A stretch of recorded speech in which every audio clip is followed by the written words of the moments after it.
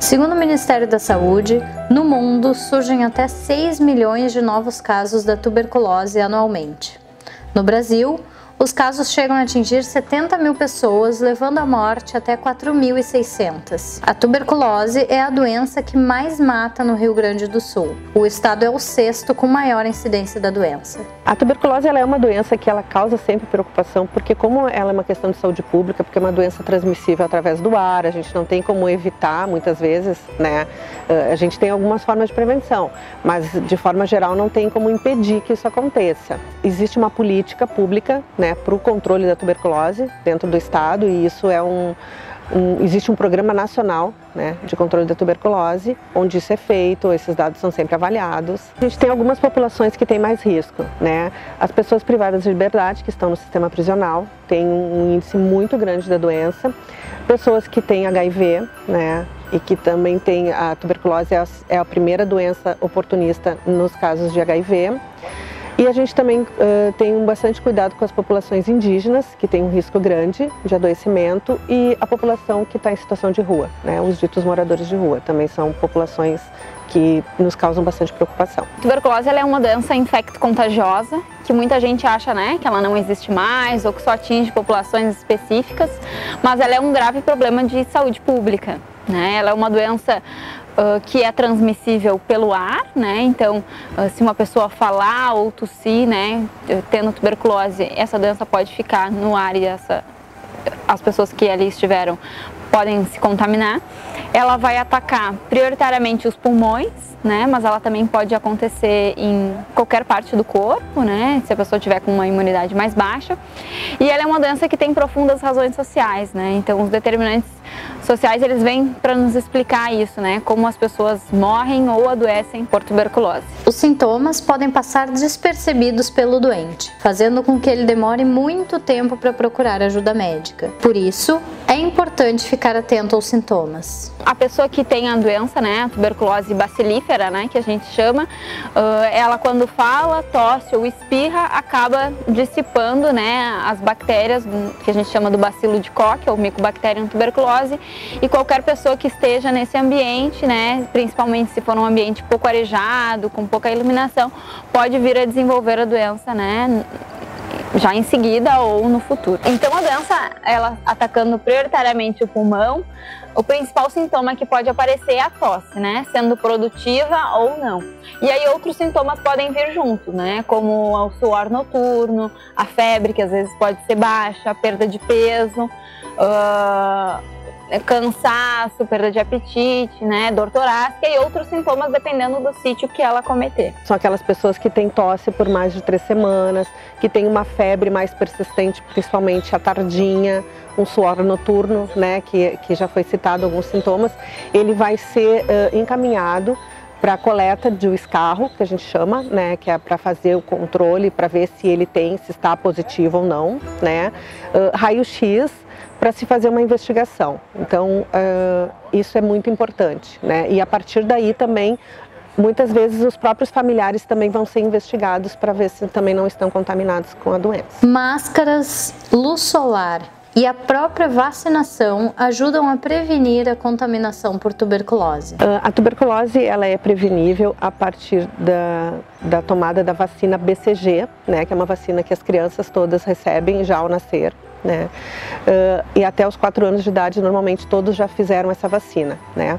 Ela previne formas graves de tuberculose nas crianças e faz com que todos nós desenvolvamos um sistema imunológico para isso, né? Outras formas de prevenção já é a gente ter um ambiente bem ventilado, né? Bem arejado e que tenha insolação, que receba a luz do sol, né? Porque a luz do sol vai desidratar e, vamos dizer assim, matar esse bacilo, né, impedindo que ele acabe contaminando outras pessoas.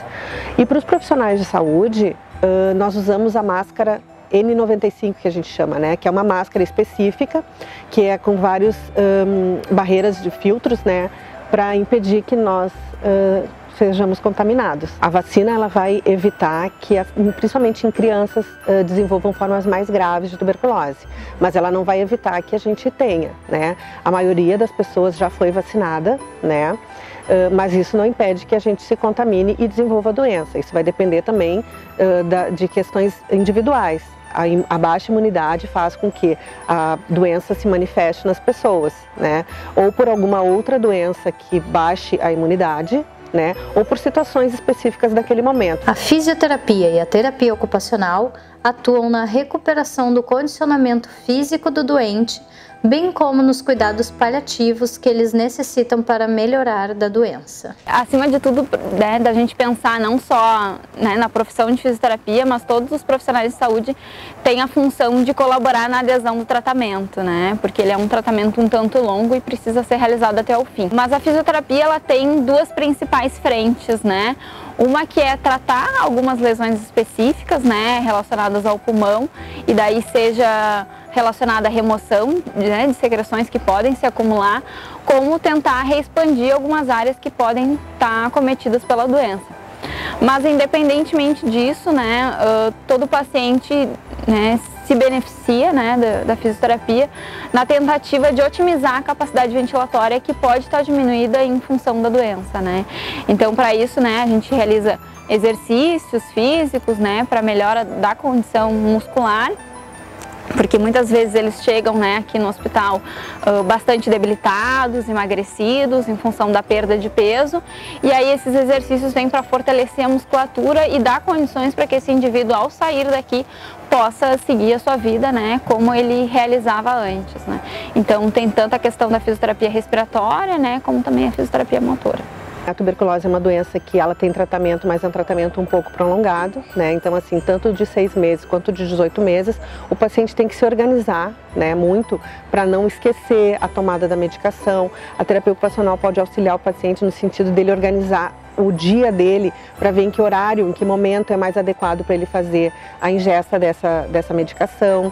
Quando o paciente necessita fazer um tratamento diretamente observado, que a gente chama, que é aquele onde ele tem que comparecer ao posto de saúde, se organiza também isso junto com ele para que ele não perca essa ingesta da medicação diária, que isso é o que vai fazer com que ele consiga atingir a cura, né? Então a gente organiza nesse sentido. Na maioria das vezes o paciente não vai deixar de trabalhar. Ele às vezes fica 15 dias, 20 dias em licença, né, no início do tratamento, mas de forma geral as pessoas vão continuar tendo uma vida normal, vão continuar o trabalho, enfim. Quando ele não consegue, a terapia ocupacional também vai organizar e auxiliar para que ele possa se manter nesse período de tratamento, porque também muitas vezes ele não vai ter um auxílio doença que dê conta disso. Então muitas vezes se envolve a família, né, ou alguma pessoa de referência para auxiliar nisso.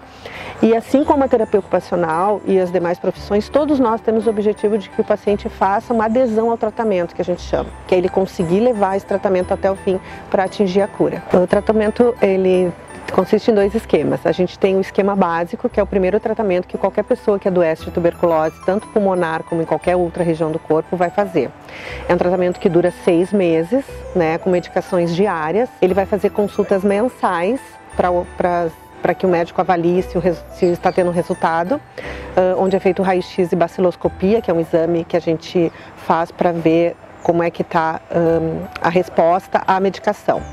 Em 6 meses o paciente está curado, se ele conseguir fazer todo o tratamento de forma adequada.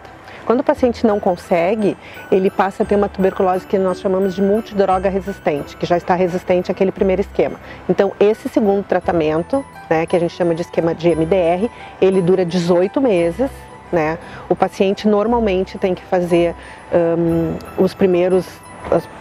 primeira parte do tratamento de forma mais observada. Ele vai fazer uso de medicação injetável, então o tratamento fica mais prolongado e aí as chances de cura já diminuem um pouco, tá? Esse tratamento, ele é todo 100% SUS, não existe possibilidade nenhuma de se comprar medicação para tuberculose, independente do nível econômico do paciente. Em torno de 5% das pessoas que adoecem de tuberculose não conseguem levar o tratamento até o final, então eles necessitam de internação para que isso possa acontecer aqui dentro do hospital. né? Nesse caso, a terapia ocupacional também vai trabalhar com os pacientes que estão internados para conseguir se manter o melhor possível neste período. Nós temos pacientes que permanecem aqui os 6 meses de internação no esquema básico, ou até 10 meses, ou os 18 meses do esquema de MDR. Então, esse trabalho é bem importante para que eles consigam se manter internados e levar esse tratamento adiante. A melhor forma da prevenção, né, é que a pessoa que está doente se trate para não contaminar outras pessoas. Porque a gente tem que pensar que a tuberculose é uma doença infecto-contagiosa, mas ela tem cura se o tratamento for feito até o final da forma adequada.